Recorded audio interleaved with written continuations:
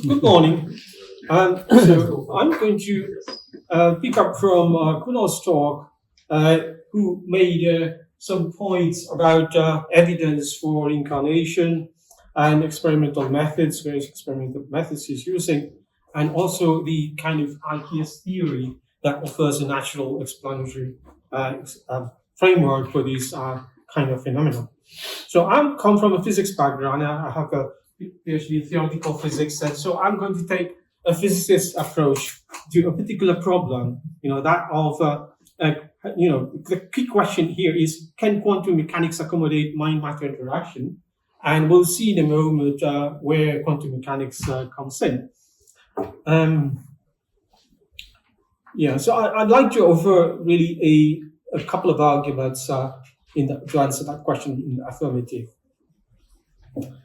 Right, so based on Kunal's talk, we know that there is abundant evidence of reincarnation type, and also IKS offers some theory to back the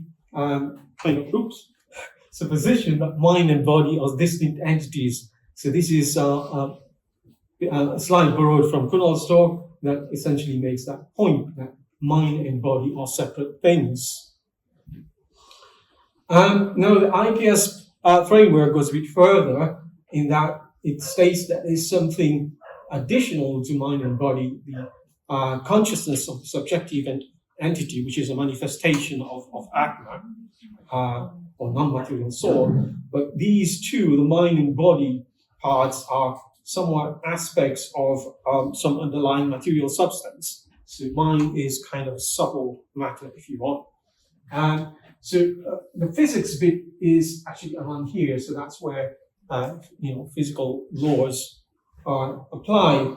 But the point is, there is an interaction between mind and body, right? And we're trying to investigate that question of how is that accommodated within physics. So I won't touch upon the question of consciousness as such, because this is outside of the realm of physics. Okay. Now, knowledge systems such as Vedanta, Sankhya, and Yoga, they actually extend the concept of mind into something a little more complicated that we call the subtle body, as Kunal has explained. So we won't go into the details of that.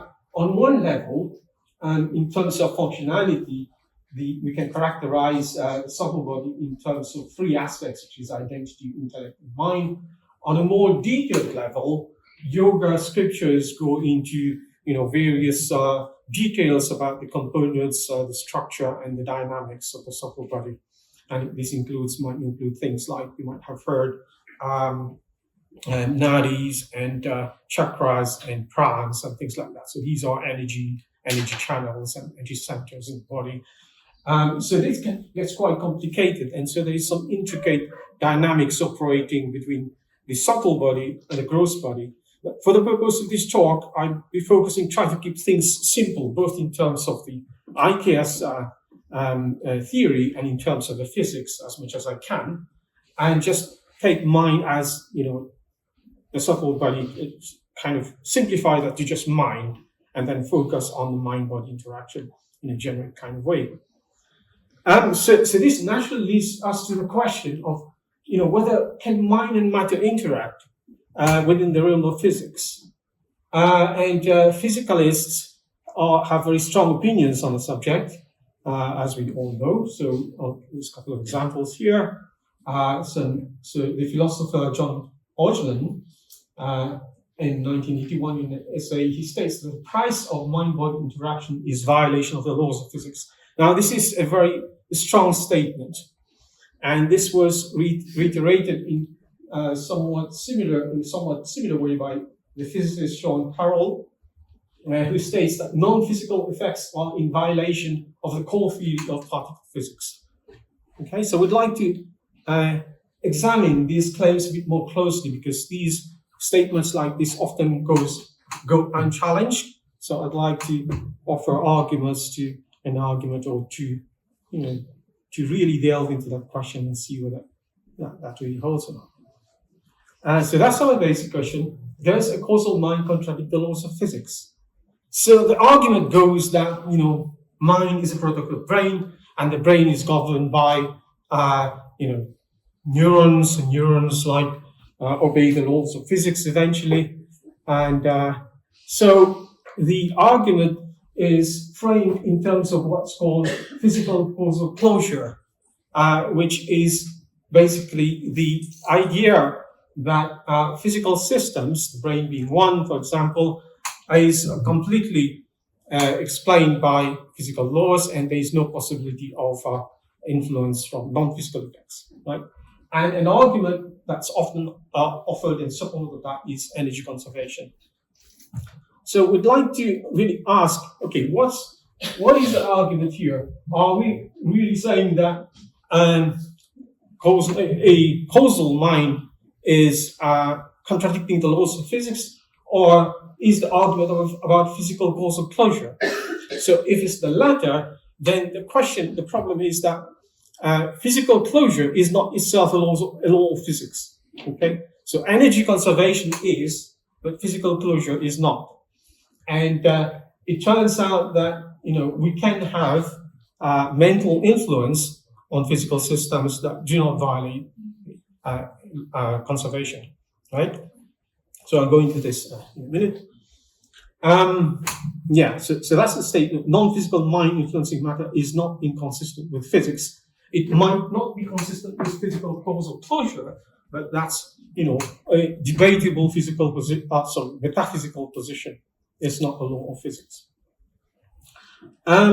So in order to delve more deeply into this, we'll have to go to quantum mechanics, and the reason being that quantum mechanics governs the behavior of physical systems at the most fundamental level, right?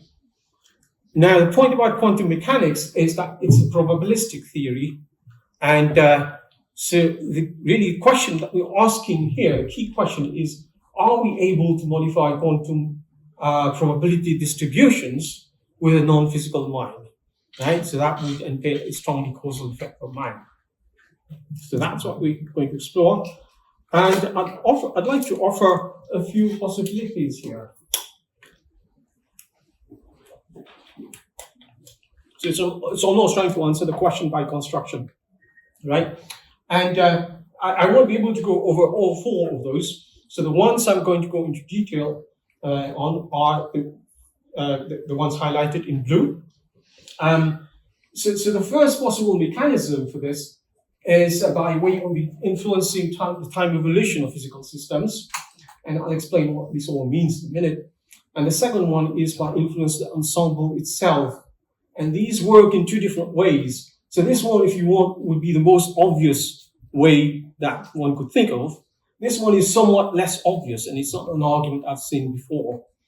Now, both of those apply to standard quantum mechanics, so we're not actually changing physics. We're not giving you any new physics here. There are some further proposals what one could look at, which are somewhat more extreme in the sense that we actually modified quantum mechanics to change the rules, basically. But I don't have time to delve into those. But just to briefly mention that, this third possibility is via modified quantum theories. So you might have heard about objective reduction theories, and these work basically by introducing an extra term in the Schrödinger equation. Right? So they're actually augmenting the mathematical formulation of quantum theory. And the idea is that mind might be able to precipitate the collapse process through that extra term. Okay? And the final possibility was, there's more actually with this fourth one listed here. This works by revisiting the so-called Born rule, which is how you assign probabilities starting from the basic mathematical constructs of quantum theory, the probability amplitude.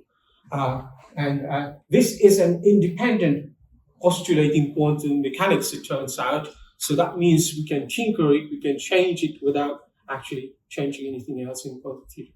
Okay. So let's move on now to focus on the first possibility, how we could influence time evolution via Schrödinger's equation. So this is what Schrödinger's equation looks like. So it's a mathematical, what's the so-called differential equation that tells you what this object, this is the state which describes a quantum mechanical system, how it evolves in time due to the action of this object here, which is the Hamiltonian operator, or total energy operator. So the most obvious thing you can think of how to include extra physical influences is to augment the Hamiltonian. So this is the unperturbed system, if you want. This is the physical part. So if we add an extra term, and this is a purely generic way, I'm not here advocating specific forms, but just saying, okay, for argument's sake, let's add this extra term, which is the coupling term. So what could it involve? Well, it has to involve some kind of physical system variable that we're coupling to. And then, secondly, it has to include some kind of function of what we might call both physics-driven and mind-driven informational content, right? And then there's a coupling, right. Okay, now further point I want to make about this idea of information, just very briefly. This is quite key to the model that I'm presenting here. And it has some parallel with an old proposal by Bohm and his colleague Haile, that of active information. And this is based on Bohmian mechanics, which is kind of a modification of standard quantum mechanics. So I'm not advocating modifying quantum mechanics here, but the idea of active information does have some parallel. Okay. And there's a recent paper that discusses this problem. So the idea is basically that the wave function is guiding the evolution of particles in quantum mechanics, just like in a similar way to how radar guides the motion of a ship. Right? So it's more subtle. Oops. Right. And the final ingredient is a coupling strength parameter. So we have to have that, which tells us the strength of the interaction. And the point is that depending on how small lambda is, this extra addition we're making to the Hamiltonian could be quite small. It could be tiny. It could be at Planck's scale, for example. But that would still involve observable effects. And for those who are interested in particular, toy models, for example, and you're familiar with basic physics, there's the Stern-Gerlach experiment where you have a magnetic field coupling with a spin of a particle, or the Zeeman effect. And these work produce observable effects, even though the interaction energy is tiny. Right? Okay? So this addresses the question of energy conservation partially, but we can go further than this. Not only can the interaction energy be tiny, but it can actually, this term could be of such a form that there's no actual extra energy involved in the system. Okay, and here I'd just like to make an analogy with a purely physical effect in quantum mechanics, which is the Aharonov-Bohm effect. So this is Yakir Aharonov and David Bohm. So they came up with this thought experiment, which has been verified experimentally, that if you have a classical double slit experiment, which is producing interference fringes here, and you introduce a magnetic field, which is non-zero inside a solenoid, but outside of it, then that still produces an observable effect on the interference pattern. You have a phase shift, even though electrons can only pass through the region where the magnetic field is actually zero. So there is no actual force involved when you speak of energy, but you still get observable effects. Okay.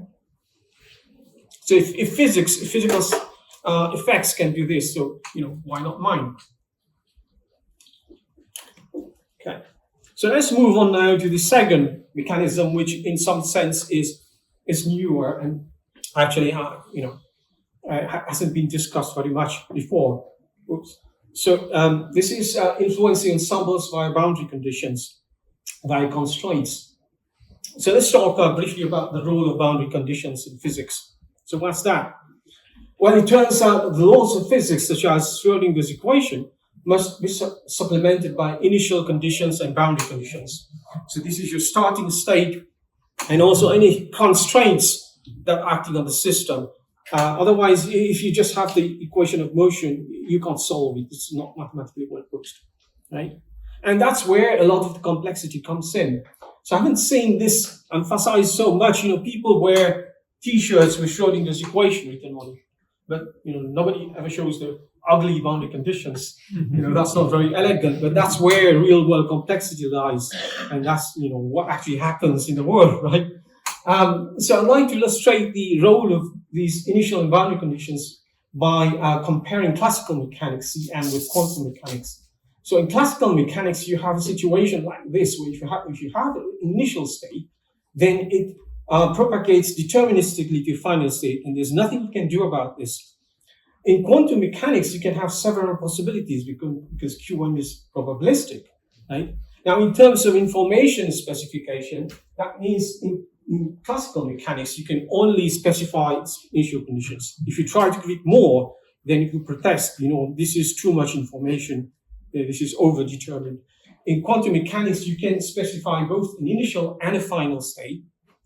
And this is where, at this point, I'd like to introduce a reformulation of quantum mechanics that was invented by Omduth, and that takes this point further and shows its consequences in a striking way. So in this TSVF formalism, you have two boundary conditions here. You have the initial one and the final one. This is what you would want to happen. And you can think of the system, you can formulate QM such that what happens in the middle depends on the initial state propagating forward in time and the final state propagating backward in time, right? And so you have the following situation here, that you have both pre-selection and post-selection, and both have observable effects on what happens in between through this formal object here called the two-state vector form. Sorry, two-state vector, which is where the name comes from. And the key point is that, this present intermediate state is affected by a potential future, right? And it's not just something theoretical, because you can actually access that extra information, which depends on the future state, through what's called weak measurements, right? Okay, and so what's the consequences of this, and what does it have to do with the mind-body problem? Well, first of all, the first point is that TSVF allows for the possibility for future conditions to affect the present, and this is quite a key way in which mind and mental intention works, and we'll see that in the next slide. So the second point is that post-selection influences the ensemble probability distribution. Does it merely cause collapse? And this is something that we wanted to achieve. And the third point is that the weak values carry subtle influence without excessive interference. So we're not actually causing collapse, and we're not destroying the coherence of the system. And this is, again, quite a key part of what we want to achieve in mind-body interaction. Okay, so I'm running out of time here, so I'll have to quickly go through the remaining slides. So this is the proposal. We're looking for a way to how we can see causal intention operating within a TSVF framework. And the key question is, can we project our intention to the future? Because if we could do this, then we could potentially causally influence quantum mechanical systems. And the mechanism would be to project our intention as a boundary condition. So we need a precise mechanism for this. And if we can do this, then, we could causally influence future events without contradicting the laws of physics, right? Purely through the boundary condition effect. So I suggest that this could offer explanation for pair type and retro PK phenomena. So I won't have time to say very much about this, but I think Martin is going to say a few words about this. So these are a classic series of experiments done from the 1980s for about 3 decades, which were trying to look into the influence of consciousness on physical systems, and especially quantum random number generators. So this could be relevant here. So this is the summary of the argument. Because quantum mechanics is inherently probabilistic, that means that the present does not fully determine the future. So if we could somehow specify the future state of a system as a boundary condition, then the formalism of TSVF shows that it has observable effects before that future happens. Okay? So the causal mechanism here is the modification of the probability distribution via post-selection. And final point I'd like to make is that this influence could be viewed as teleological rather than retrocausal. So it's goal-driven in the sense we're not actually literally traveling backward in time. But that's a final point that I don't have time to make here. Okay. So just to conclude with a couple of slides on, going back to mind-body dynamics and IKS concepts, so how these could be relevant here. Well, the first point is that the theological mechanism in TSVF means that we don't actually need to know the detailed physical or neurological processes. So if I'm walking the street junction and decide to turn left, I don't want to consciously think about the processes happening in my brain for this to happen. The brain, the physics to do their own job, right? So it's like, we offer the intention and the physics does its job, right? Because it's a theological mechanism. The second point is that, quantum neurophysics might offer a way here, mechanism for quantum processes to become relevant in the brain, and if that happens, then what we, for example, we're all familiar with the theories of Stuart Hameroff and Matthew Fisher, and if that's the case, then we have a natural mechanism here in what we've been talking about for how this might be happening in more detailed level. So finally, I'd like to mention some effects in TSVF that were actually uncovered by this formalism that could provide some more detailed mechanisms for mind-body interaction. And this includes, I just have time to mention a couple here, this so-called quantum Cheshire cat effect and non-local transfer of conserved quantities. So what this is that you could have particle and its properties existing in different locations. Right? This is non-locality. And the same thing for, you could transfer energy or angular momentum without actually having particles or fields mediating that transfer. So this is very reminiscent of how mind and mental intention works. Am I out of time yet? Okay, so I think, this is looking ahead, and I think I'd better stop here. Thank you for your attention.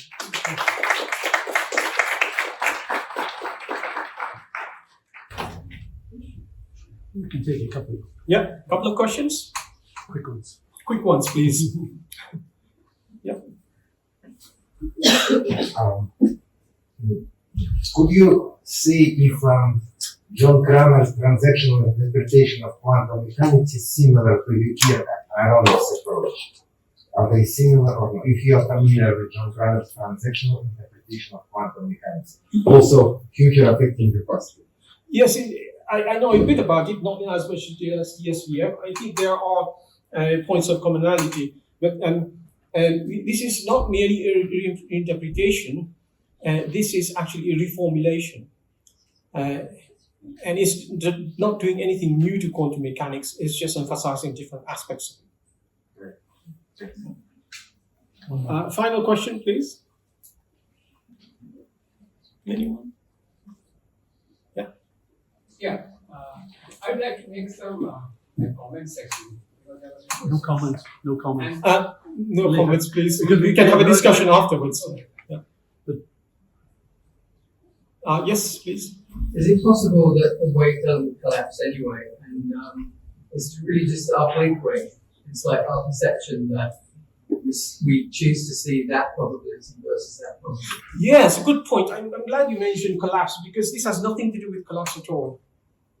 Yeah, I mean, usually we find discussions of quantum consciousness that emphasize the collapse process, and this is very different from the example Penrose's model. And there's two opposite points of view. There's that of Wigner, who says that consciousness produces collapse, and I think Penrose is saying somewhat the opposite, that the collapse produces consciousness. So as I promised before, I'm not talking about consciousness. I'm talking about mind and how mind could affect the quantum systems. Right? And what I'm saying is that, especially in TSVF formalism, that we're not actually producing collapse.